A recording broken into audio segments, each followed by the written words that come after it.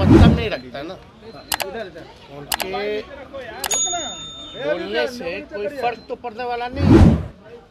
हम तो पहले भी कहे थे, अगर उनको इस आंकड़ों पर विश्वास नहीं है तो कम से कम उनको प्रधानमंत्री जी से कह करके देश में ही जो है जाति जनगणना करा लेनी चाहिए। लेकिन ऐसा होने वाला तो है नहीं, क्योंकि बीजेपी के लोग जो प्रधानमंत्री हैं या भारत सरकार में बैठे हुए लोग हैं वो चाहते ही नहीं कि देश में जो है जाति जनगणना हो। और ये जो आंकड़े हैं ये सब लोग जानते हैं कि साइंटिफिक तरीके से जो है इस काम को जो है पूरा किया गया, तो उनके बोलने ना बोलने से अब कोई फर्क पड़ने वाला है नहीं। सर अभी भी कई लोग हैं बिहार में जो चाह रहे हैं कि कब आपका गठबंधन टूटे, एक आस लगाए बैठे हैं कि अलायंस कब टूटेगा, ऐसी बातें हो रही हैं। हम लोगों को इस पर एकदम ध्यान ही नहीं रहता, कौन क्या चाहता है, कौन क्या करेगा। हम लोग जो है जनता की सेवा के लिए हमारी सरकार जो है काम कर रही है।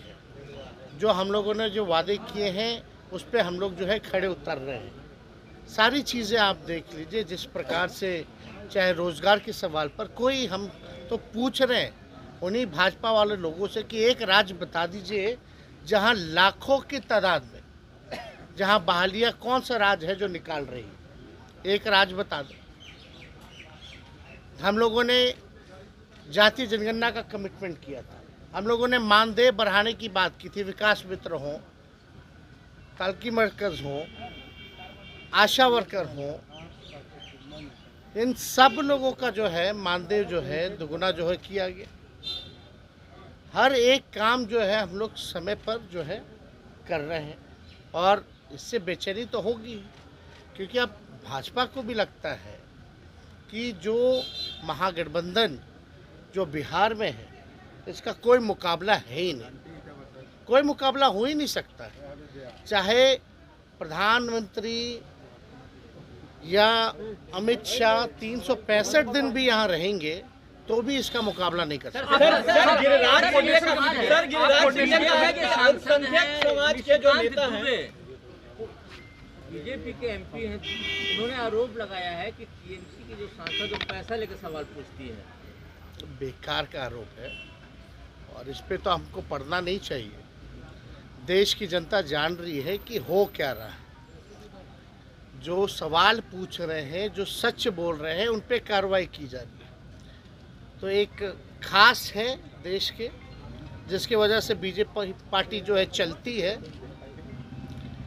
तो उसके बचाव के लिए जो भी भाजपा के सांसद जिनका नाम ले रहे हैं वो क्या क्या करते हैं, नहीं करते हैं, हर एक राजनेता, हर एक पॉलिटिशियन जो है उनके बारे में जानता है। तो ये बताने की ज़रूरत नहीं है। वो अपनी डिग्री हो, प्रधानमंत्री जी की डिग्री हो, वो सब लोग जो है सच्चाई तो उस जानते ही हैं, लेकिन उसके अलावा भी उनका क्या काम है एमपी होने के नाते, ये पूरा देश की जनता ही नहीं बल्कि जो पत्रकार हैं, जो बहुत शुरू से ही जो राजनीति को देखते आए हैं, ऑब्जर्व करते आए, उन सबको भी पता है कि क्या हो रहा है। और महुआ मित्रा जो है पढ़ी लिखी महिला है, जिस कॉलेज से पढ़ी है उस कॉलेज में एडमिशन मिलना बहुत मुश्किल होता है, और वहाँ से सबसे बड़े बैंक में उन्होंने काम किया है, एज ए वाइस प्रेसिडेंट भी काम किया है, और ये मामूली बात नहीं है। तो उनकी काबिलियत पे तो हम सवाल उठा ही नहीं सकते। जो लोग ये कर रहे हैं, ये तो पार्लियामेंट का जो गुस्सा है वो निकाला जा रहा है। पार्लियामेंट में एक खास लोग के बारे में बात की जा रही है, उनके प्रति सवाल उठाया जा रहा है, तो कार्रवाई हो रही है। तो चरित्र हनन करना, बदनाम करना, तो ये बीजेपी का पुराना से ही जो है मॉडल रहा है। सर आपको नेशनल कमेटी गिरिराज सिंह कह रहे हैं कि देश में अल्पसंख्यक समाज नहीं होता तो तुष्टीकरण की राजनीति नहीं होती। नेशनल कमेटी के सदस्य भी हैं इंडिया अलायंस में, ये सीट शेयरिंग वाली बात इंडिया में कब तक हो जाएगी? ये भी आरजेडी के कई ऐसे ताकतवर या दिग्गज उम्मीदवार हैं जिनको निराशा हाथ लग सकती है। आप लोगों का देखिए कयास का बाजार भी चालू रहना चाहिए। सारी बातें पहले आ जाएंगी तो आप लोग बाकी दिन क्या न्यूज़ दिखाइए। तो एक बात समझ लीजिए, सीट शेयरिंग जो है बिहार में कहीं कोई कठिनाई नहीं है। अरे जब विधानसभा में 2015 में जब ज़्यादा सीटें थी तब बड़े आसानी से कर लिया गया। ये तो 40 सीटों की बात है, तो यहाँ कोई दिक्कत होने वाला नहीं है। दिक्कत वहाँ होने वाला है जो लोग कूद कूद करके गए हैं या जिनको ले गया गया है, वहाँ कौन किसको क्या करेगा, पहले आप लोगों को पे तो उस पर जो है बातें करनी चाहिए। सर, गिरिराज सिंह ने कहा है कि अगर देश में अल्पसंख्यक समाज नहीं होता तो तुष्टीकरण की राजनीति महागठबंधन नहीं करती। देखिए उनकी बातों का ना हम लोगों को वैल्यू नहीं देना चाहिए। उनकी बातें जो होती हैं प्रधानमंत्री जी को खुश करने की होती है। अभी तो बातें चल रही है भाजपा में कि 2 टर्म से ज़्यादा किसी को जो है मौका नहीं मिलेगा, तो उसी फेरा में बहुत ऐसे नेता हैं जो चाह रहे कि तीसरी बार भी जो है टिकट मिले। लालू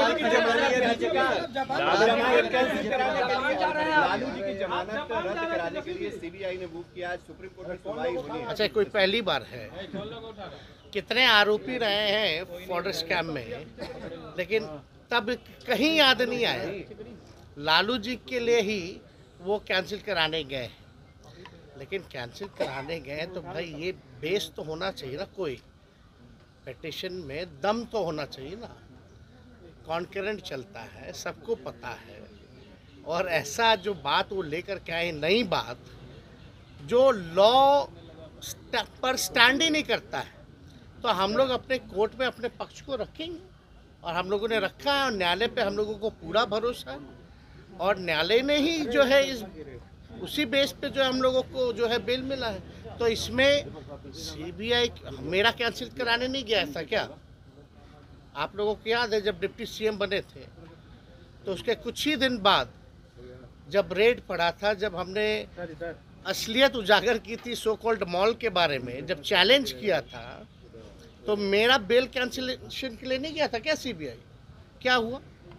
तो देखिए, न्यूज़ बनाने के लिए, छवि को धूमिल करने के लिए कुछ दिन ये सब बाजार चलता है, लेकिन सत्य की जीत होती है। सर, आप विदेश जा रहे हैं, जानकारी है?